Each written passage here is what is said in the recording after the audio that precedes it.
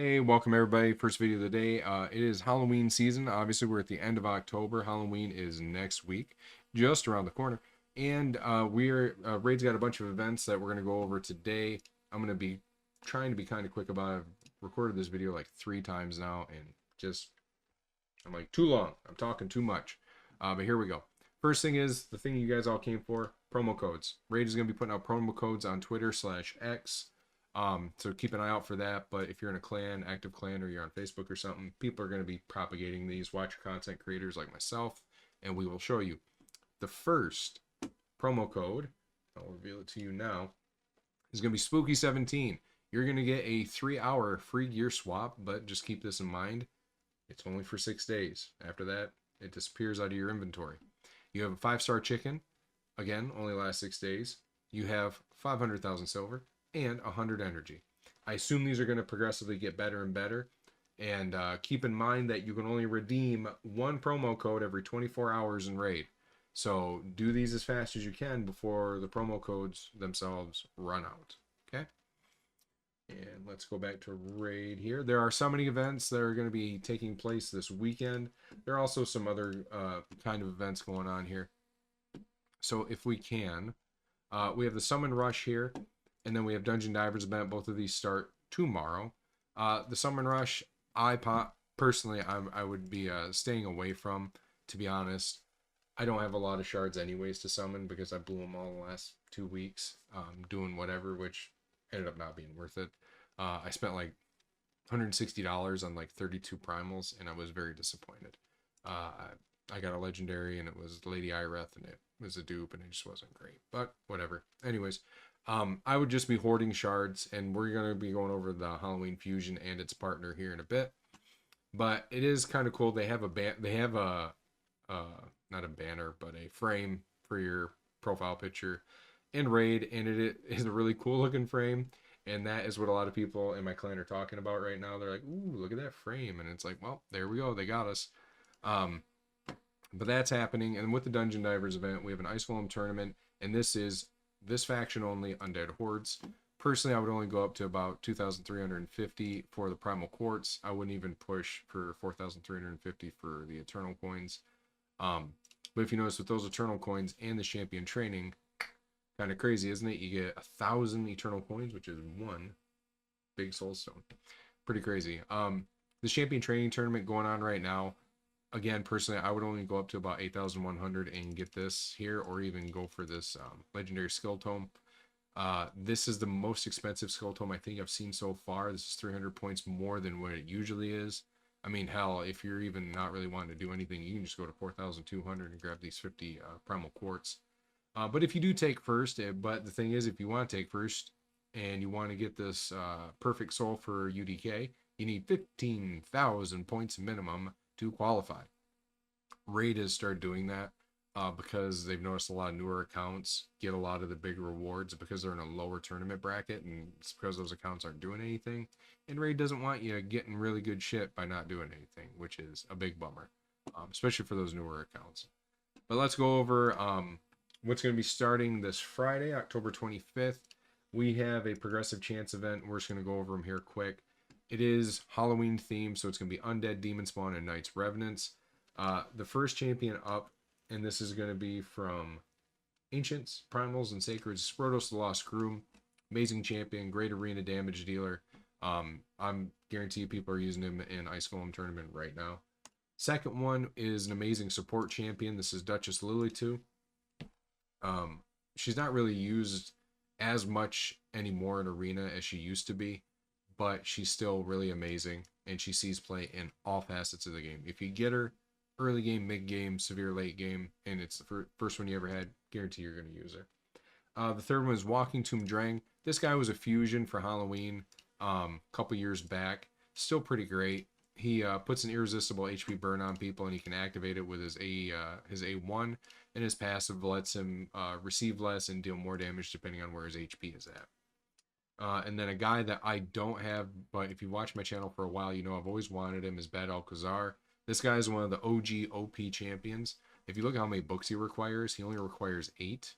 And you can get lucky and just, get 2 of them into his A2, and that's it, because he only has 2 abilities and then a passive. But yeah, I probably wouldn't even use him anywhere, but it would be nice just to finally get him. Yeah, I'm only and Mashald as well. I don't have a Mashald and Scartosis, hey. But there you are. And now getting into the Void champions that you're going to be able to get. Sippy is the first one. Amazing champion. Still overpowered, I think, in some cases. She sees a lot of I shouldn't say over. She's not overpowered anymore because Rotos got a nerf years ago, and so did the Relentless set. But Siffy still sees a ton of play in Arena and Hydra and other facets of the game. Nekret, this guy's going to be the second one you get from Voids. Here's the thing about Nekret. People used to think, oh my god, is this like a clan boss champion because he does ally attack stuff and he has passives that proc at the beginning of the match. And I remember watching Deadwood Jedi try to use this guy in Clan Boss. And it's like, he just doesn't work in Clan Boss. But pretty quick, people were like, this dude fucking rocks in Arena. And that is actually what he was meant for. I love Nekret. I really love his design too. He is this undead vampire Roman legionnaire. He has no guts though, as you can see, so he's a bit of a coward, right? Wink, wink, nudge, nudge. And then let us get into the epics that you're going to be able to get. Now, these epics are actually really good as well. We're going to go down here. Allure is the first one. Still really good in Fire Knights until you get to hard mode Fire Knight, and then she's not as great anymore. But I see a lot of us still using her in Curse City in the Fire Knight stages on Curse City. And then we have Vogoth, who is an Undead Hordes champion. Vogoth's still really good. If you do not have a team that can absolutely blow up Bommel, Vogoth is the way to go because of his passive, healing the team by how much damage he gets. Again, a little fun raid history. This guy was broken when he came out. The heal would happen before the damage, or the heal would happen at the same time of the damage, so it would nullify it. And player had to change that, I think, after a couple months because people were using him in Arena, and it was just a bitch to try and fight through. Sinesha, Whisper, and Skullcrown are the next ones, and these are all Night Rev champions. We have Sinesha, you know, she's a duo with her sister, Skullcrown. She is a support, but her A1 hits extremely hard and places an extra hit. The only problem is her attack is really low, so you really have to pump up those numbers. And then we have Whisper here for the Void. It does a lot of extra attacks and hits pretty freaking hard. If you've ever watched Nubkex, this is one of his favorite champions that he likes to use in Hydra. And then Skullcrown is Sinesha's sister, and again, her A1 hits really hard, places an extra hit, and then her A2 hits really hard. Skullcrown used to be the go-to arena nuker for epics back in the day. Kind of dating myself there, right? This is all going to be for Friday. Let's go on and look at what's going to be propping up on Saturday. Oops. So on Saturday, the 26th, progressive chants are going to be happening for these champions. The first one's going to be White Queen Ancora. Now, this is a fusion champion, and if you didn't do the fusion, maybe you want to go for this girl. She's really good. Her and her husband, White King Narcissus, are a staple in the meta for Arena. And then we have Candrafon, which he's fallen off quite a lot. He used to be the go-to champion for Arena.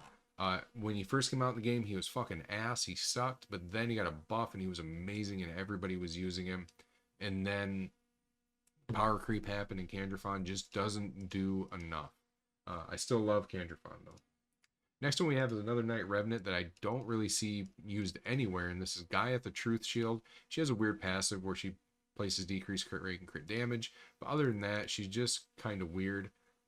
She does bring all the big versions of buffs on her A3, but nothing to shake a stick at. Sissy of Flametongue is the next one here. She is a couple with Cardiel, the Angel. She is an HP activation burn champion. Or I'm sorry, HP burn activation champion.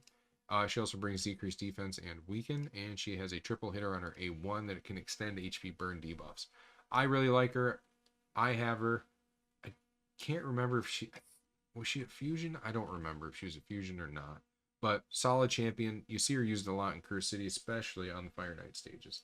And then we have everybody's bane of existence, White King Narcissus. This guy, what can I say? Amazing champion. Great counter to Taras and Marichka, him and his wife. He's also a really good counter for Sun Wukong. If Sun Wukong has a couple buffs on him, you're gone for everybody. And then the next one, which I wouldn't recommend going for, this is gonna, actually it is Dark Elves. Okay. We have Supreme Kale. I wouldn't go for this guy. I watched Nubkex try to make this guy work, and he's like, well, he does hit pretty hard. And it's like, yeah, but I just I don't know. I just don't care for Spring Kale. I don't see him used anywhere, not really even in Hydra. Let's go ahead and we're going to look at the epics here. The first one is one of the OGs. This is Miscreated Monster. He came out, I think, the first Halloween event for Raid. This is his nickname in the community is Frank. Obviously, he's Frankenstein, and still solid champion. He was the go-to for Spider teams for Spider 20 back in the day when that was the cap on dungeons. Next one's going to be Doom Priest, another Night Rev champion. She still sees a lot of play, not really in arena or anything anymore, but in dungeons and stuff. Again, Curse City, people broke her out of the vault because we needed her. Next one's going to be Seeker, solid champion, used in a lot of clan boss teams for speed tuning. This guy is great. Has a passive that when he's hit, he puts increased defense on everybody and heals them by a little bit. He brings increased speed, turn meter, or increased attack, and then gets himself an extra turn, all that fun jazz. Then we have Madame Saris, a bit of a contention on this champion. Again, she was part of the first Halloween event, I want to say, for Raid. She is still really good, but because of Polymorph and Stone Skin, she has fallen out of the meta quite a bit. I've seen a lot of people try to bring her back, putting her in Pinpoint and Feral to try and like get around getting screwed over by Polymorph. But a little fun thing here, this Midnight Ritual used to be a 3-turn cooldown when booked, and I think it put it up for 3 turns as well, the debuffs, for this buff strip. And then her A2, nothing really happened with that, but they only changed this on her. She literally was a legendary in an epic skin and just kind of, really got screwed over by power creep, from sets and stuff. I remember using her quite a bit. Is what it is, right? And then we have Umbral Enchantress. She used to be a lot better, especially for Hydra, but just not really seeing a lot of play anymore. She just brings Provoke and she brings block buffs and stuff like that. I actually built out, I think, 2 of them, and I was using them in Hydra, and then better strategies just came along. Big bummer. And this is for Saturday. All right, and then for Sunday, this is going to be our last one. We're getting to the end of the video here. First one we're going to talk about, Prince Kymar. Amazing champion still. He's a reset champion. He strips buffs and places sleep, and if he crits, he places poisons, and he brings the speed aura in all battles. 30%. Love this guy. And then we have the bane of almost everyone's existence, UDK, the login champion. This guy is a powerhouse. He completely shuts down Rotos, and he really hampers Sun Wukong. Gotta love UDK. Everybody got one, and everybody in low tier arena has to fight through this guy, and they hate it.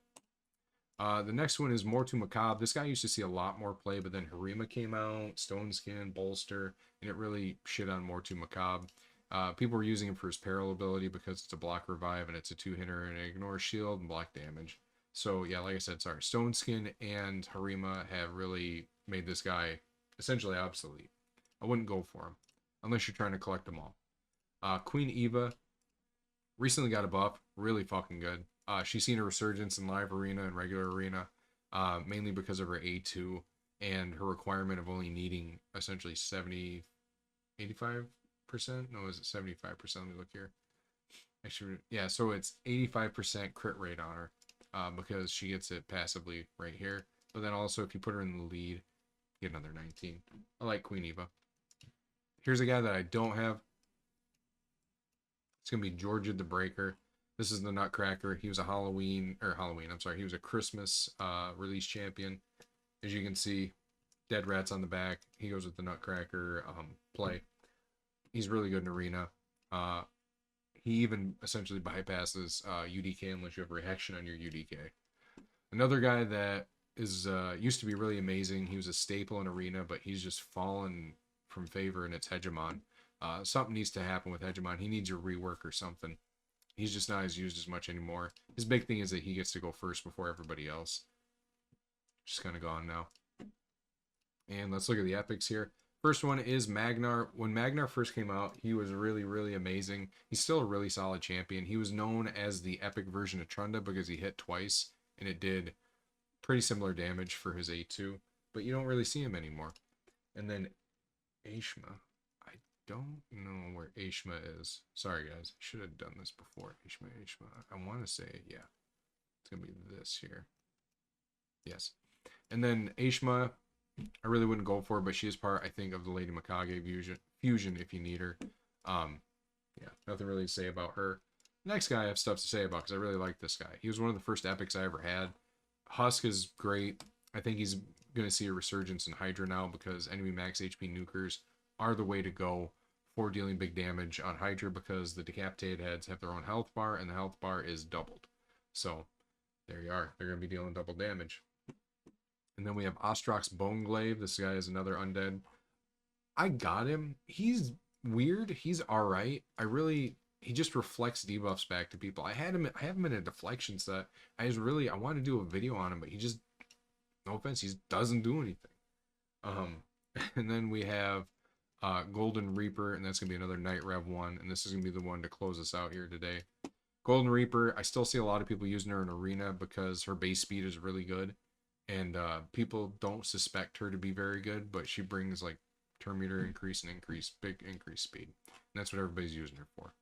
But that's gonna be it for the video. Thank you guys for tuning in. I know it's running pretty long. If you have any questions, please leave them in the comments down below. And again, personally, I would be skipping all these summoning events. Halloween's a fun time in raid, to play raid, but you know, if you're like me and we're going to be going over the fusion and its partner in the next video, you're probably not going to want to do anything. My advice, save all your resources now and let's see what they have coming for us for Christmas, because Christmas is usually a good time as well. But we'll catch everybody next time. Bye-bye.